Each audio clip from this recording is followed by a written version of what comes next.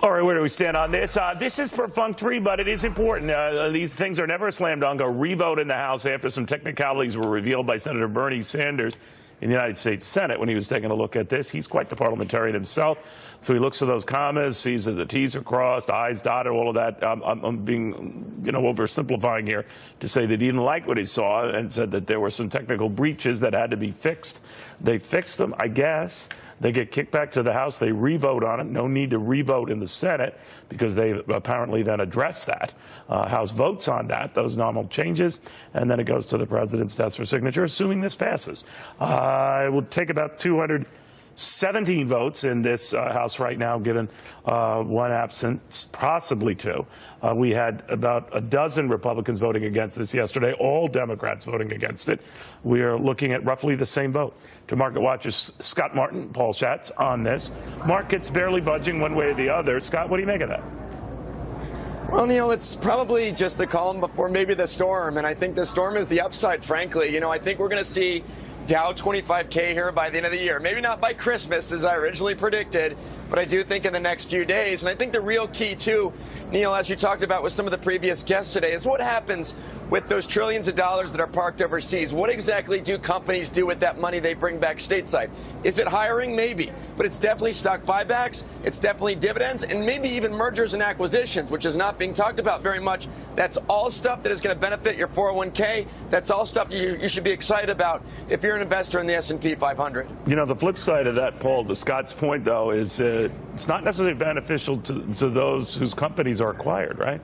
They lose jobs. And I'm wondering what's going to happen there. Of course, I'm working at a company, of course, that has a big stake in Disney. And as a result, a good number of people are going to lose their jobs.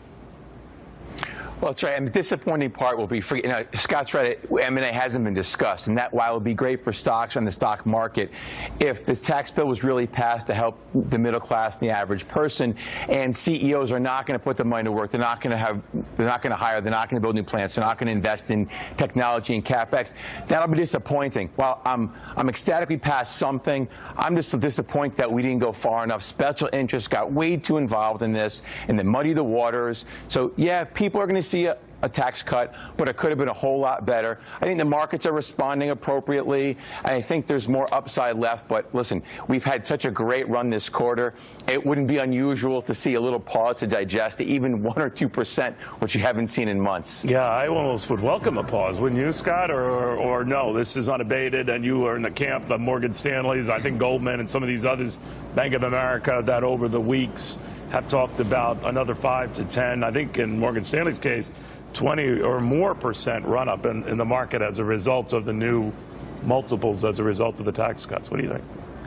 Yeah, Neil, I'd love to see, and I'm sure Paul would too, the market go up every day, but that's not realistic. And it's good for the market to pause and pull back, and as a term on Wall Street goes, backfill with respect to different sector and different allocations that happen on the day-to-day market movements. But I'll tell you one thing. Let me throw some math at you. It looks like next year the S&P 500 is going to create about $150 of earnings. And in an economy that's growing, say, 3 to 4%, with the tax cuts behind us now, you're going to see about a 20 multiple or so on those numbers. And so if you take those numbers on the $150 of earnings, you're going to be looking at about an S&P at 3,000. So I believe those predictions are very right on, and I think that's definitely in the cards, considering the growth a lot of these companies have ahead of them. All right, guys, I want to bring Charlie Gasparino in.